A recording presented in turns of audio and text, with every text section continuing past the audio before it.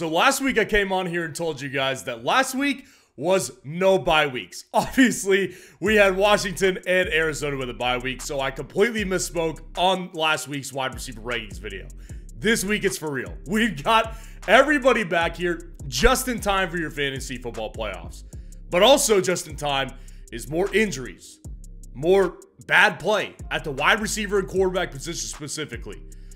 Everything changes at this point week to week. We've got some stability, but there's been a lot of changes. So today I am going through the top 30 wide receiver rankings for week 15 fantasy football. I am doing everything I can to get you guys prepared for your fantasy football playoffs. So please go down there, drop a like on this video, and subscribe to the channel to show your support. Let's go ahead and just dive right into this right now. So still in his own tier, it's going to be Tyreek Hill versus the New York Jets this week. You know, to be honest with you, I know that he got injured and he left the game briefly on Monday night versus Tennessee. It doesn't really affect the way I look at it. I mean, he still came back in the game and he had 4 catches for about 60 yards. That's a low point for Tyreek Hill. Now, does he come in fully healthy? Probably not, but it still doesn't matter. He takes on the Jets, and yes, they're good against the pass, but at the end of the day, there's just no way I can have a guy with this kind of ceiling lower than anybody else. I mean, look at on the screen. He's averaging over 20 fantasy points per game. You'll see as we go through, nobody else is doing that. Tyreek Hill still in his own tier, number 1. And at number 2 and 3, I've got CeeDee Lamb and AJ Brown. CeeDee Lamb at the Buffalo Bills and AJ Brown at Seattle. So CeeDee Lamb is definitely above AJ Brown. Like, I don't question that he's above AJ Brown. CeeDee Lamb is simply just a better player in fantasy right now, and he's been more consistent doing it. Now, last week, it was about the same, right? Like, last week, CeeDee Lamb had maybe a little bit of a down game as compared to what he's been doing lately, but he's still a top-tier option. Against Buffalo this week, a high-scoring upside matchup. No way you're even considering sitting CeeDee Lamb. And then AJ Brown, it's been tough sledding lately. And last week, he ended up having a pretty decent week. But at the same time, the only reason AJ Brown is back up here at 3 is because Keenan Allen is tumbling in my rankings. With no Justin Herbert, who's out for the season, by the way. We'll discuss him a little bit more later. But I do believe that AJ Brown still presents a tremendous amount of upside week to week. I think this week against Seattle, who is also struggling, could be a good way to jumpstart it. Amon-Ra St. Brown and Jamar Chase at 4 and 5. Amon-Ra taking on Denver and Jamar Chase taking on Minnesota. So Amon-Ra actually kind of similar to AJ Brown a little bit. He's had some down weeks in the recent weeks. And I think that Amon-Ra St. Brown, really his story is, it's getting a little bit rockier because he's been so consistent. And this is like the first time that he hasn't really hit his floor, which is extremely high. So it's a little bit weird to kind of see what's happening with Amon-Ra St. Brown. With that being said, I don't read too much into this. Against Denver, it's not a great matchup, but he's simply just too important on this team. And there's a lot more question marks I have with other guys below him, and that's why he's still at number 4. And Jamar Chase at number 5 against Minnesota. I said it I said it on Monday's video in the quarterback rankings. Jake Browning is legit. Like I don't think he's gonna be a starter in this league. I'm not saying that. And I did read a comment that somebody said, you know, I'm worried that he fizzles out sort of like Josh Dobbs. And that's a legit concern. What I will say is that versus Minnesota, the matchup is not terrible. And at the same time, you know, with this offensive coaching staff, they're doing so well with him. And I still think it's too premature for teams to catch on to him too fast. Like Josh Dobbs, it took him, you know, 4 games for teams to catch on.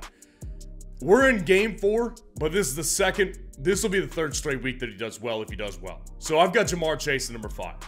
DJ Moore at number 6 here, rounding out tier 2.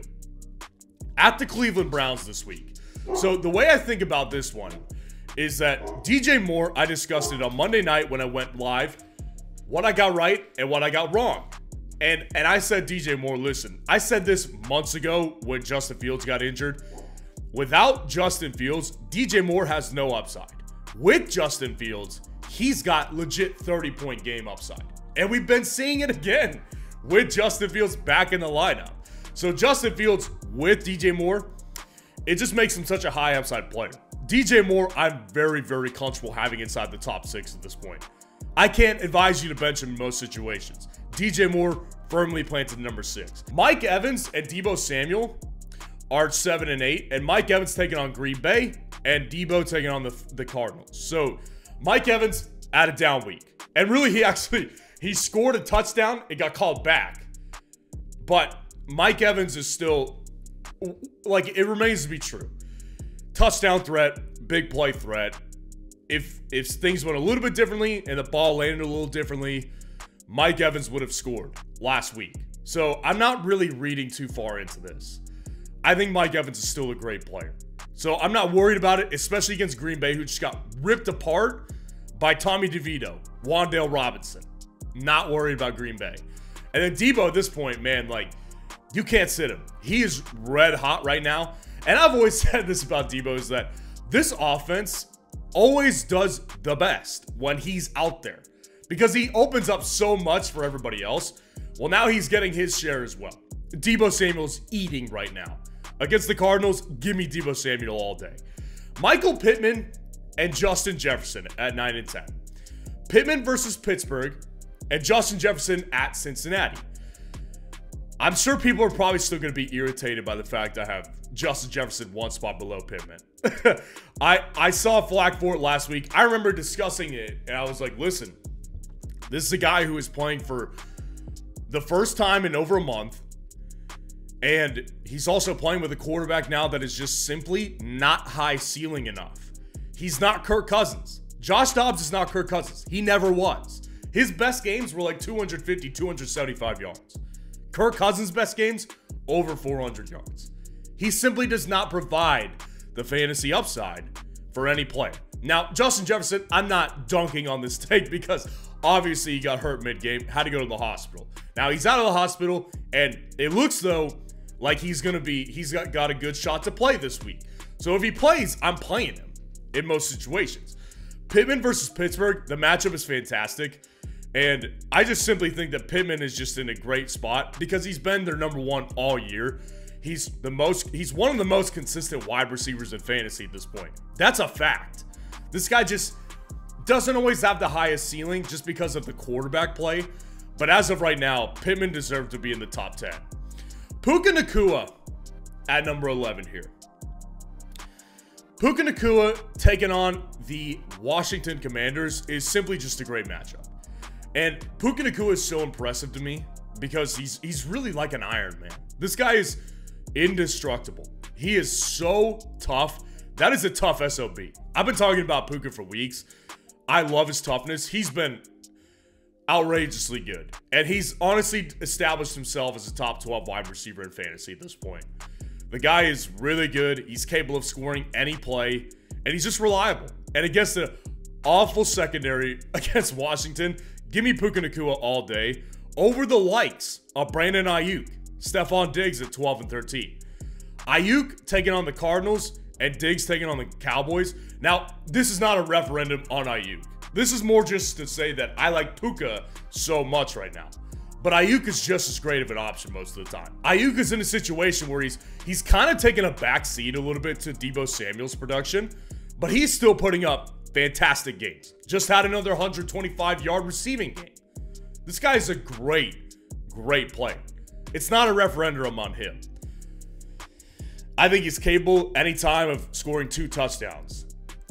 I just like Puka a little bit better, but Brandon Aiyuk is a great option in top 12, and I prefer him over Diggs right now. I mean, we've got to accept reality here. And I'm not really even speaking to you as the audience. I'm speaking to me. I'm talking to myself right now and saying, Stephon Diggs is, like I've been saying for weeks and weeks and weeks, making excuses for the guy, is simply not there right now. Even in the win against Kansas City, he did very little. Does this guy want to be there? A lot of things would say, no, he doesn't. So he has to be ranked where he belongs right now, and I still do think he has plenty of upside. But let's just put it the way it is. He's not hitting his floor, and he doesn't look like he cares honestly. So I've got Diggs at 13 here. And Devonta Smith, one spot over Cooper Kupp. Really comes down to Devonta Smith taking on the Seahawks and Kupp taking on the Commanders. The matchup is better for Kupp, and he had a good week last week. Finally looked like his old self again. It was good to see. Devonta Smith is very, very close. Honestly, you could rank these however you want them. I prefer Devonta though because against Seahawks, I do think that this upside is really high in his matchup as well. I'm a little bit worried about what the re-involvement of Dallas Goedert means for Devonta Smith more than anything. And Cooper Kupp, I just can't really rely on right now. I want to. I'm getting there again. I'm hoping he catches some momentum, and that's why he's up at number 15, whereas he was been in the low 20s. I'm hoping he can catch some fire again, get some momentum. I'm not convinced of it, though. So I've got Devonta at 14 and Kupp at 15. Jaylen Waddle. Jaylen Waddle versus the Giants. All signs point to yes, right? Like, this matchup says start the guy, play the guy, no questions asked. And typically, ordinarily, I would agree with that. But you know what the other reality is? This guy has just been disappointing this year. Basically, all year he's been disappointing. I don't know. I mean, I really don't know. I'm back in the spot I was weeks ago where I don't know what to do with him. And that's just me being 100% honest with you guys. He's a hard receiver to rank. Upside of the player, upside on the offense, obviously extraordinarily high. Upside of the matchup, extraordinarily high. But for some reason, he couldn't do it last week against the Titans. And on paper, that was a great matchup too. I've got a lot of concerns here. A lot of concerns here for Jaylen Waddle. Chris Olave at number 17. He is taking on the Giants. Not Jaylen Waddle. Jaylen Waddle's taking on the Jets. I apologize for that. Jaylen Waddle taking on the Jets still has him there at the same spot. But Chris Olave, I think that ultimately with the Giants matchup, I do think it is good for him. I think that Chris Olave versus the Giants could be a 100-yard game again. And really the good thing about Olave is that at this point, he's so clearly the wide receiver one. Nobody questions that. But at this point also, it's like either he has a 100-yard game or he scores a touchdown with like last week's production, which was about 30 yards. So either way, he's going to be a relatively stable option. I wish his ceiling was higher, but as a result of the quarterback, it simply isn't. So Chris Olave's here at 17. Keenan Allen finally lands. One spot above Davante Adams. Keenan at 18, taking on the Raiders. Davante, 19, taking on the Chargers. Thursday night game. Keenan Allen, I said this on my Monday night live stream. I don't see Keenan Allen's ceiling being hit. And I compared it to when DJ Moore was without Justin Fields. Like, DJ Moore was still putting up relatively decent games a lot. But his ceiling went from like 35 to 40 points all the way down to like 15 to 16 points. Which is not, it's not bad, but it's not what's going to propel him into top 5 territory. Keenan Allen, I don't worry about the volume.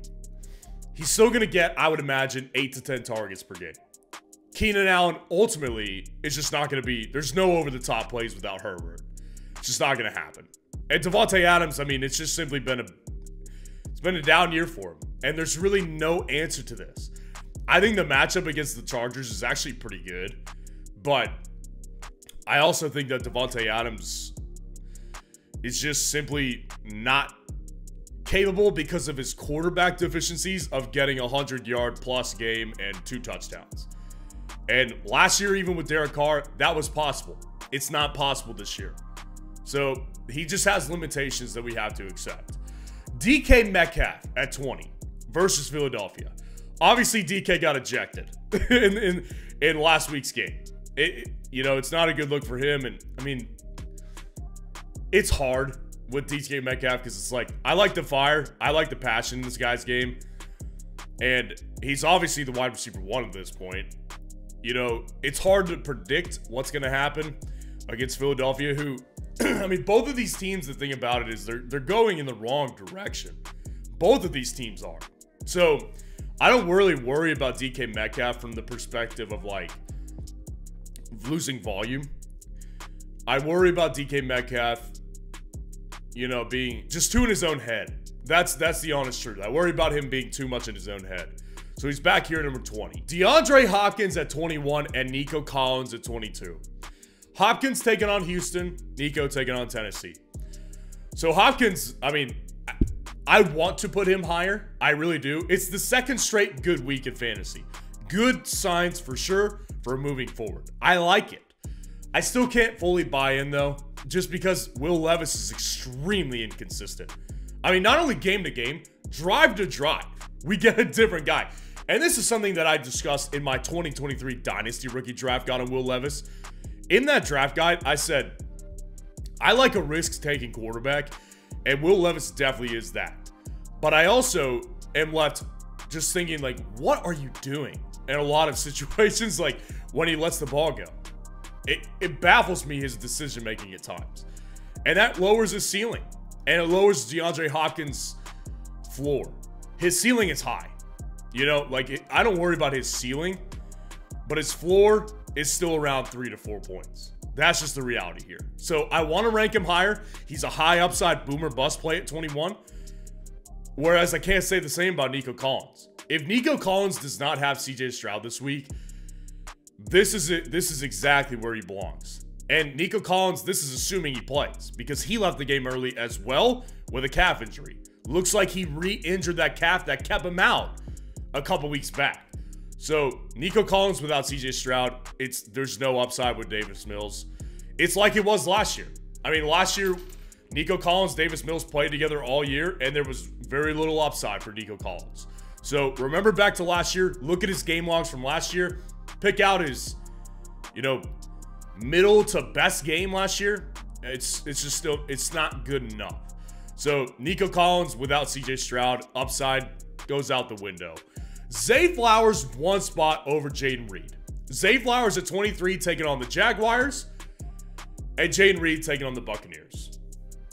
Two rookies I really like, and I've liked them for a long time. Zay Flowers, I made a mistake last week. I said that Odell Beckham Jr. was a better play, and actually, by the way, they're very close last week, depending on your scoring format. But Zay Flowers definitely has upside. And I've always liked Zay Flowers this year. Problem is, I just don't ever see him go over the top very much. It just hasn't been in his arsenal. So if we can see what he did last week a couple more times, then I'll be ranking him even higher than this. I like Zay Flowers against Jacksonville. The matchup is it's excellent, and I think he could build off what he did last week. And then Jaden Reed, you know, it really just it does depend a lot on whether Watson returns or not. And by the way, I don't know enough. It's Tuesday. We're filming this on Tuesday, so I don't know enough about what his return looks like. If he does return, it lowers Jaden Reed definitely more, probably in like the 28 to 30 range. But without him, Jaden Reed without Watson, very good player. Very good player in fantasy. Buccaneers don't scare me at all. Matchup is great. Drake London just abused the Buccaneers defense in week 14. It can be done, and Jaden Reed is extremely important on this offense every week, getting 10 plus opportunities against the Giants on Monday night. Jaden Reed without Christian Watson, give me Jaden Reed. Courtland Sutton over Odell Beckham Jr. Sutton at 25 at Detroit. Odell at Jacksonville at 26. I think that Sutton is just, I think when you look at both these players, they're similar in a lot of ways where it's like, they're both big play threats, except the difference here is that Sutton, I would argue there's two differences. Number one, he's the wide receiver 1 in Denver. There's no question about it. Jerry Jeudy is not the wide receiver 1. Marvin Mims Jr., not the wide receiver 1. It's Courtland Sutton. And I actually think that his touchdowns, as I've been saying for about a month now, his touchdowns are more predictable than Odell Beckham's because his red zone usage is outrageous. And he's now getting longer touchdowns as well. Deep bomb. Did you see the catch he made last week? It was outrageous. And honestly, Sutton's been doing that for years. He's a good player. It's good to see him hit his stride this year. Against Detroit, I think the matchup's great. The only problem that I have with Sutton is that his floor is low. So if he doesn't hit a touchdown, he's getting you 6 to 7 points. That's the only problem I have with him. Now, Beckham's floor is even lower. I mean, he's still capable of giving you nothing. Against Jacksonville, I love the matchup. I think he's definitely capable of hitting his ceiling from now on, especially against Jacksonville. But I just don't see his floor as high as Sutton's, which is not high either. And that's why they're both here at 25 and 26. And Sutton, to me, is definitely a better play than Odell. Christian Watson at 27 here against Tampa. Like I said, this is completely dependent. If he plays, I do think he belongs inside the top 30. He was catching his stride. So can he do that, or does he go back to what he did as soon as he returned from his initial injury? Either way is possible. I'll be honest here. I don't feel great about Watson, but I do think that he's a high upside play against a bad matchup. Cooper, Rice, Ridley, rounding out the top 30. Amari Cooper at 28, taking on the Bears. Rashee Rice taking on the Patriots at 29, and Calvin Ridley taking on Baltimore. Amari Cooper with Joe Flacco. And by the way, let me address this Joe Flacco situation. So Joe Flacco got named the starter after they won last week, and then he got put on the practice squad. It's like, what happened there? So apparently, I did some research into this. It's all about roster management. Apparently, they are the second highest on the waiver list in the NFL, only behind San Francisco. They're banking on the fact that San Francisco doesn't need a quarterback, so they're doing roster management like we do in fantasy football. I understand that. I would assume that he's still the starter this week. It'd be a little bizarre, but the Cleveland Browns do the Cleveland Browns things. So, no, I think that Amari Cooper will be fine with Joe Flacco. Against Chicago, the matchup is not as good as it once looked. I'll tell you that. And we'll discuss the Bears defense in the top 12 defense rankings, so stay tuned. I think Amari's fine. And then Rashee Rice against New England. I mean, listen, he's just simply the wide receiver one. And it's a great matchup. So I like the upside. I do. I think this is a good week of upside for Rashee Rice. But make no mistake about it, I've been saying this for weeks. This guy is not consistent. And I don't think he's cut out for a wide receiver one role this year. That just so happens to be in the position he finds himself in with their offense. So I don't think he's ready, but he's there. He's in that position for a reason. So Rashee Rice at 29, and then Ridley at 30. Listen, Calvin Ridley had 12 plus targets last week. It just didn't work out. And honestly, I think that Trevor Lawrence just wasn't nearly at 100%, obviously. So I think there's a reason for it. Let's say that he gets 10% healthier this week. 10% healthier, I'll take that amount of target share for Ridley without Christian Kirk. And I'll play Ridley over guys like Gabe Davis. I'll play Ridley over guys like even Brandon Cooks this week. You know, and I like Brandon Cooks. But Ridley, I do think, has upside. And as I do at the end of every single ranking video, I give you my favorite underdog wide receiver flex option of the week that is not inside the top 30. And honestly, like I was just discussing with Calvin Ridley, Zay Jones of the Jacksonville Jaguars had 14 targets. 14 targets in week 14. Now he's taking on the Ravens. And by the way, I'm not saying this is a great matchup. It's not. But the reality is, Zay Jones still has big play upside. We haven't seen it this year. I will give us that. We have not seen it this year. He's been really hampered by a knee injury the whole time. But him and Ridley are equally as inconsistent. So give me the player that had 14 targets last week as an underdog flex option. I don't like him above Ridley. He's actually 2 spots below Ridley in my rankings, just to give you a hint. I think Zay Jones has a shot to have a big, big game against the Baltimore Ravens. And that's why he's my underdog flex option of the week. So let me know what you think of the rankings in the comments below and what questions you need answered for Week 15 Fantasy Football. And if you want to see the top 12 quarterback rankings for Week 15 Fantasy Football, click on this video right here.